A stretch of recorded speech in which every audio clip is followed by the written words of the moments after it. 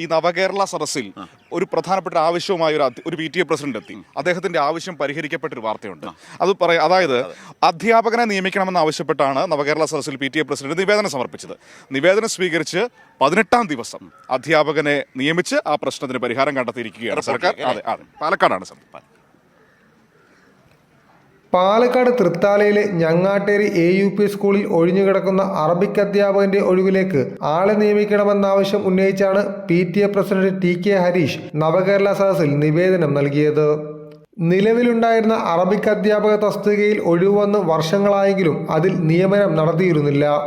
ഇത്തരം സാഹചര്യങ്ങളിൽ താൽക്കാലിക നിയമനം നടത്താമെന്ന് സർക്കാർ ഉത്തരവുണ്ടെങ്കിലും ഉദ്യോഗസ്ഥ തലത്തിൽ അതിനാവശ്യമായ നടപടികൾ ഉണ്ടായില്ല. ഈ സാഹചര്യത്തിലാണ് നവകേരള സദസ്സിൽ നിവേദനം നൽകിയതെന്ന് PTA പ്രസിഡന്റ് ഹരീഷ് പറയുന്നു. വർഷങ്ങളോളം ഈ ഒഴിവ് ഇവിടെ കടന്നിട്ടും ആ ഒഴിവ് നികത്തുന്നതിന് വേണ്ടി, താൽക്കാലികമായി നികത്തുന്നതിന് വേണ്ടി സർക്കാരിന്റെ ഉത്തരവുണ്ടായിട്ടും അതിനു വേണ്ടിയിട്ട് ഉദ്യോഗസ്ഥർ തയ്യാറായിട്ടില്ല. ഈ കാര്യം ഒരിക്കലും നടക്കരുത് എന്നുള്ളതുപോലെ ഒരു സമീപനമാണ് ഉദ്യോഗസ്ഥരുടെ ഭാഗത്തുനിന്നുണ്ടായത്. അതിനെ തുടർന്നാണ് ഈ നവകേരള സദസ്സ് വന്നപ്പോൾ അതിൽ പരാതി നൽകാൻ PTA തീരുമാനിച്ചത്.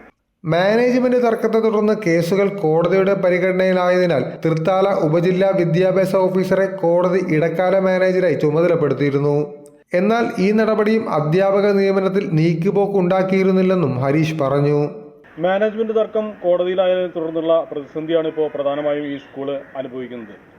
AEOനെയാണ് കോടതി താൽക്കാലിക മാനേജറായി നിയമിച്ചിട്ടുള്ളത്. പക്ഷേ ഉദ്യോഗസ്ഥ തലത്തിലുള്ള ഒരു പ്രശ്നമെന്ന് പറഞ്ഞാൽ സ്കൂളിന്റെ ഒരു കാര്യവും ഉദ്യോഗസ്ഥരുടെ അലംഭാവം മൂലവും അല്ലെങ്കിൽ ഒന്നും ചെയ്യേണ്ട എന്നുള്ളൊരു മനോഭാവം മൂലമൊക്കെ പലപ്പോഴും തടസ്സപ്പെടുന്ന സ്ഥിതിയുണ്ട്. കുട്ടികൾ എല്ലാവരും ഒപ്പുവെച്ച മറ്റൊരു നിവേദനവും തൃത്താല മണ്ഡലത്തിലെ നവകേരള സദസ്സിൽ സമർപ്പിച്ചിരുന്നു. നിവേദനങ്ങൾ DDE ഓഫീസിലേക്ക് കൈമാറിയതായി 4 ദിവസം കഴിഞ്ഞ് ഹരീഷിന് സന്ദേശം ലഭിച്ചു. സംരക്ഷിത അധ്യാപക പട്ടികയിലുള്ള അറബിക് അധ്യാപകനെ നിയമിച്ചുകൊണ്ടുള്ള ഉത്തരവ് 18-ാം ദിവസം സ്കൂളിലെ പ്രധാന അധ്യാപകന് ലഭിച്ചു. വിദ്യാഭ്യാസ ഉപഡയറക്ടറുടെ ഉത്തരവ് പ്രകാരം നിയമിക്കപ്പെട്ട അധ്യാപകൻ അബ്ദുൽ നാസർ കഴിഞ്ഞ ദിവസം സ്കൂളിൽ ജോലിയിൽ പ്രവേശിക്കുകയും ചെയ്തു. അറബി പഠിക്കാൻ താല്പര്യമുള്ള നിരവധി വിദ്യാർത്ഥികളുള്ള സ്കൂളിലേക്ക് പുതിയ അധ്യാപകന്റെ നിയമനം ഏറെ ഗുണം ചെയ്യുമെന്നാണ് സ്കൂൾ അധികൃതരുടെ പ്രതീക്ഷ. കൈരളി ന്യൂസ്, പാലക്കാട്.